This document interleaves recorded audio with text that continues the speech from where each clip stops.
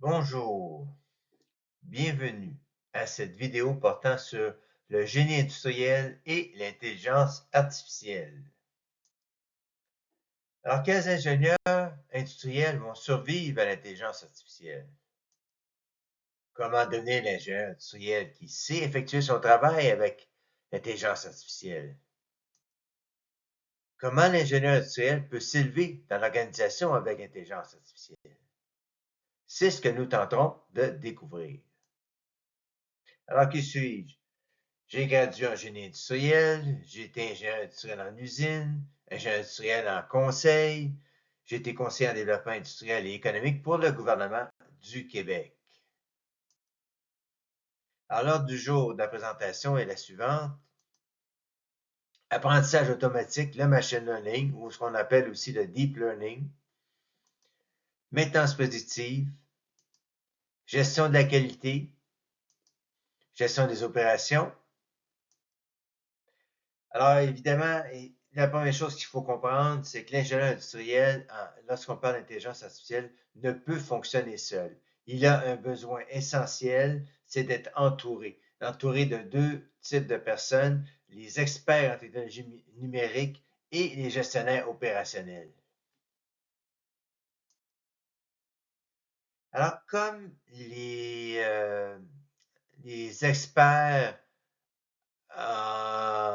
numériques sont très importants, nous allons essayer de comprendre ensemble quel est leur travail. Alors, commençons par l'apprentissage automatique, le machine learning, le deep learning. L'apprentissage automatique, c'est une analyse approfondie des données, l'optimisation des processus, l'amélioration significative de l'efficacité. Ça permet d'identifier des tendances, des problèmes avec le... Maintenant, il faut voir qu'il y a des problèmes avec l'apprentissage automatique. Alors, quels sont-ils? Premièrement, c'est la disponibilité des données. Alors, et c'est un grave problème. Alors, souvent, les données ne sont pas disponibles. On ne peut pas utiliser l'intelligence artificielle. Elle a besoin de données. Alors, ça peut prendre souvent, régulièrement, ça prend un an de compilation de statistiques avant de réussir à faire quelque chose, un travail qui soit efficace. Et aussi, évidemment, la qualité des données. Alors, c'est bien beau d'avoir des données disponibles, mais il faut qu'elles soient de qualité. La qualité des capteurs, évidemment, si les capteurs ne sont pas de bonne qualité, la qualité des données va être impactée. La confidentialité est un problème et la sécurité de toutes ces données. Alors, si on commence par la qualité des données, alors, qu'est-ce qui y arrive? Alors, on peut avancer des données qui sont non pertinentes, mal définies. L'apprentissage automatique dépend de cette qualité. Alors, si la qualité n'est pas au rendez-vous, alors c'est comme l'informatique, garbage in, garbage out. Les sources de données erronées. Alors, qu'est-ce que c'est? Une source de données erronée, c'est un capteur défectueux. Ça peut être une erreur humaine. Ça peut être des perturbations de l'environnement. Ceci fausse les résultats des algorithmes et compromet la fiabilité des prédictions et des décisions. Les données non pertinentes, qu'est-ce que c'est? Alors, c'est des données superflues qui ajoutent du bruit, qui peut conduire à des erreurs. Il faut identifier ces données et les éliminer. Les données mal définies, alors, ils sont ambigus, incomplètes, mal étiquetées, difficiles à interpréter. Il faut nettoyer et pré-traiter ces données. Alors, comment l'expert numérique nettoie et pré-traite les données? Alors, ce n'est pas le rôle de l'ingénieur industriel de le faire, mais c'est important de comprendre ce que l'expert numérique fait comme travail. Alors, ici, vous avez un exemple. Au début de la reconnaissance faciale par intelligence artificielle, on s'est aperçu que lorsqu'une personne portait des lunettes, on lui donnait toujours le nom d'un acteur. Alors, il a fallu fouiller dans la banque de données pour s'apercevoir qu'il y avait une surreprésentation d'acteurs portant des verres fumés dans la banque de données. Alors, ils ont dû rajouter énormément de personnes avec des verres fumés du grand public pour réussir à compenser le problème que ça causait. Alors, nettoyage du pré-traitement des données, c'est quoi? Alors, c'est l'identification et suppression, excusez, des valeurs aberrantes. C'est l'imputation des données manquantes. C'est la normalisation et la standardisation des données, du traitement de texte, et on peut faire aussi de l'augmentation des données. On va tout voir ce que ça veut dire. Alors, validation croisée, évidemment, aussi. J'oubliais. Alors, identification et suppression des valeurs aberrantes, c'est quoi? C'est une approche courante pour les détecter consiste à utiliser des méthodes statistiques, telles que la déviation standard ou l'écart interquartile, pour identifier les observations qui se situent à une distance significative des autres valeurs de la distribution. Alors, un point important, la suppression des valeurs aberrantes doit être effectuée avec prudence, car elles peuvent potentiellement éliminer des informations importantes. L'imputation des données manquantes, qu'est-ce qu'on veut dire par là? C'est l'imputation des données manquantes est un processus utilisé en analyse de données pour remplacer les valeurs manquantes dans un ensemble de données par des valeurs estimées. Il existe différentes méthodes d'imputation telles que la substitution par la moyenne, la médiane ou le mode pour les variables numériques. Normalisation et standardisation des données. Normalisation. Alors, comment on fait ça? Alors, la normalisation, c'est le x normal qui est égal à x moins x min sur x max moins x min. Alors, c'est un calcul mathématique très simple. La standardisation, alors on prend le x standard et qui est égal à x moins mu sur sigma, où mu est la moyenne et sigma l'écart type. Le traitement du texte. Alors, vous avez 9 façons de traiter le texte. Je vous laisse une seconde pour faire une capture d'écran si l'information vous intéresse. Alors, 4, 5, et voilà, 5 secondes. L'augmentation des données. L'augmentation des données, c'est une technique utilisée en apprentissage automatique pour enrichir un ensemble de données exigeant en général de nouvelles données à partir des données originales.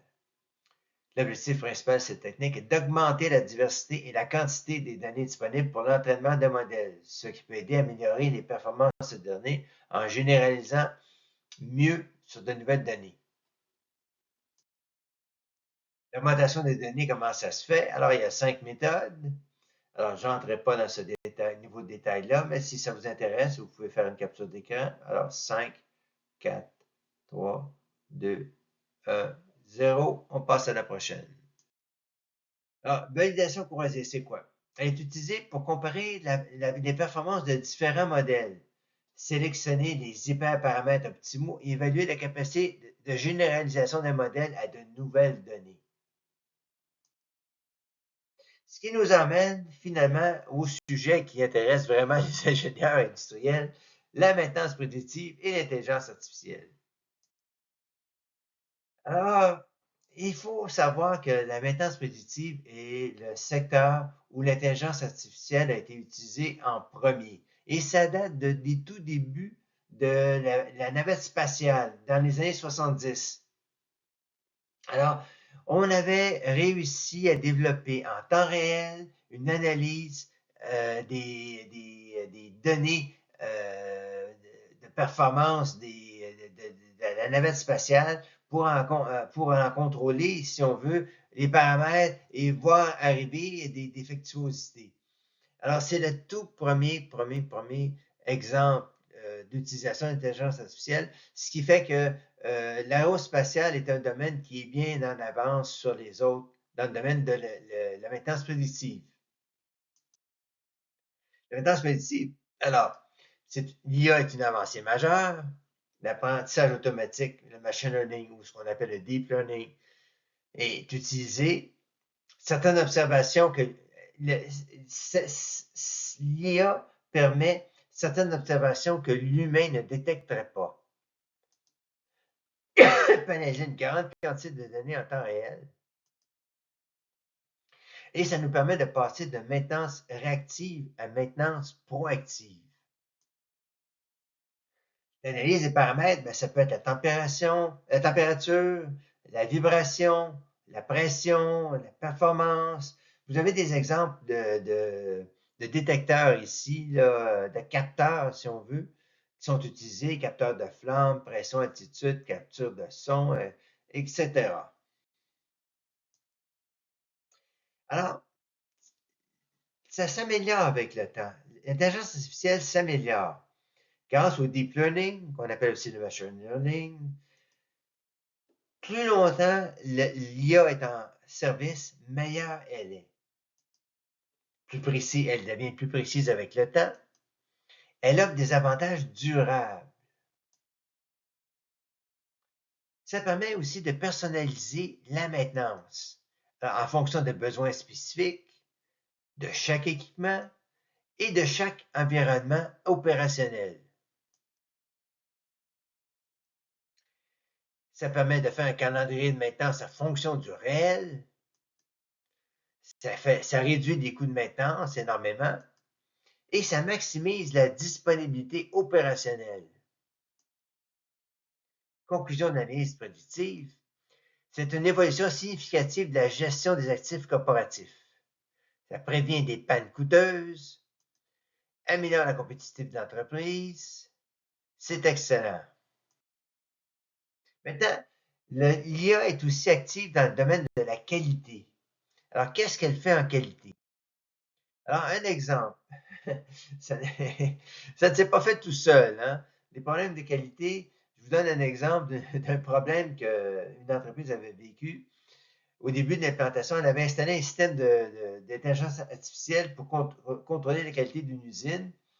Mais tous les vendredis après-midi, tous les produits étaient rejetés au complet. Le vendredi après-midi, il n'y avait aucun produit qui passait le contrôle de qualité. Alors, les gens se sont demandé longtemps ce qui se passait pour comprendre que l'intelligence artificielle s'était aperçue qu'il y avait plus d'erreurs le vendredi après-midi, à la fin de la semaine. Alors, elle avait décidé que la fin de la semaine, c'était pourri. Le vendredi après-midi, c'était pourri. Elle rejetait tout en bloc. Elle n'avait plus confiance en rien. Alors, il a fallu reprogrammer l'algorithme pour qu'il tienne compte des bons produits, quoi. Alors, la qualité et l'intelligence artificielle, ben, ça peut être utilisé en contrôle de qualité, en assurance de qualité et en gestion de la qualité dans son ensemble. Dans le contrôle de la qualité, elle détecte les défauts avec une précision accrue, elle identifie les défauts et permet de mieux corriger les défauts. En assurance de la qualité, elle automatise les processus de surveillance, elle automatise les processus d'évaluation, elle analyse de grandes quantités de données en temps réel, elle identifie les tendances, identifie les anomalies et permet le respect des normes à chaque étape du processus. En gestion de la qualité, ben, elle intègre des informations de multiples sources, fournit une vue d'ensemble des problèmes de qualité d'entreprise, permet des décisions basées sur des données précises, le tout en temps réel. L'approche positive de la qualité, alors, elle utilise le machine learning, ou si vous voulez, le deep learning, pour anticiper des problèmes potentiels, permet des actions proactives qui diminuent les défauts et les rebuts. Conclusion en qualité, l'IA peut jouer un rôle essentiel dans l'amélioration continue. Elle permet de détecter, évaluer et gérer la qualité de manière efficace et efficiente et surtout en temps réel. En gestion des opérations, l'IA aussi peut être utile. Alors, un exemple, ça ne s'est pas fait tout seul. Hein. En passant, les premières entreprises qui ont utilisé l'IA en production, il y a eu des surprises. Dans ce cas-ci, je vous donne un exemple.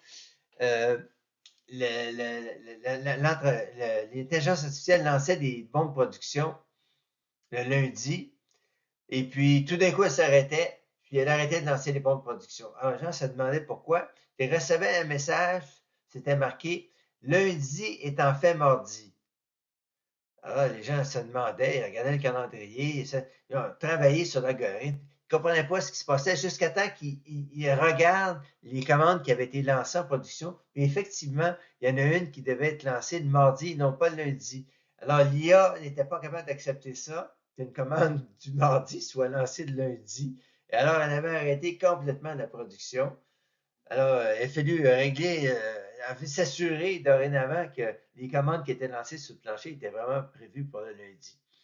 Alors, c'est un exemple encore de surprise qu'on peut avoir avec l'IA.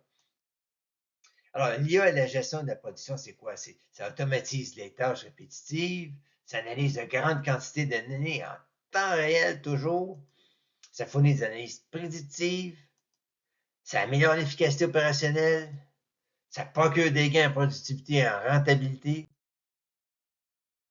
L'IA est aussi utile en logistique. Elle optimise les itinéraires de livraison, réduit les temps d'attente, minimise les coûts de stockage, analyse les tendances de la demande, prédit les besoins futurs. En fabrication, elle surveille en temps réel la performance des machines. Elle identifie les goulots d'étranglement, toujours en temps réel, et ceci peut conduire à créer une usine intelligente. Alors, c'est quoi une usine intelligente? Une usine intelligente, c'est quoi? C'est une interconnectivité avec l'Internet des objets, ce qu'on appelle l'IoT en anglais, l'IoT, avec, par exemple, des puces RFID. Alors, ça permet une interconnectivité complète avec la production. Elle analyse les données du big data. Elle peut faire de la fabrication additive, l'impression 3D. Elle peut servir à faire de l'automatisation et de la robotique, créer des systèmes de contrôle en temps réel et de gestion de production, de la fabrication flexible et personnalisée, de la maintenance prédictive, évidemment. Et ça permet aussi d'utiliser de l'énergie et des ressources durables. L'IA dans la gestion des opérations n'est pas sans défi. La collecte et le traitement des données nécessaires à l'entraînement des algorithmes peuvent être coûteux et complexes et surtout longs. La confidentialité des données doit être rigoureusement protégée. Alors, c'est des secrets de fabrication qu'il y a là-dedans. Là. L'IA peut rencontrer des biais si les données utilisées pour son entraînement sont inégalement représentatives de la population cible. Malgré ces défis, l'IA continue de transformer la gestion des opérations, ouvrant la voie à des processus plus efficaces, plus agiles et plus innovants. Alors, les enjeux actuels de l'IA en gestion des opérations pour le génie industriel, en fait, imaginez une usine où l'IA décide qui licencier, du protocole de sécurité à contourner parce qu'on est en retard. C'est la croisée des chemins éthiques. Il faut construire un avenir où l'innovation ne compromet pas nos valeurs. Il faut redéfinir la sécurité humaine et garantir que l'IA soit au service de l'humanité et non l'inverse. Alors, ce sont les défis actuels de l'IA en génie industriel. Alors, évidemment, ceci ne sera possible qu'encore une fois avec une collaboration entre les experts en technologie numérique, les géants industriels évidemment, et les gestionnaires opérationnels. Alors, j'espère que cette présentation vous a plu. N'oubliez pas de vous abonner à la chaîne si vous n'êtes pas déjà, et je vous remercie pour votre attention.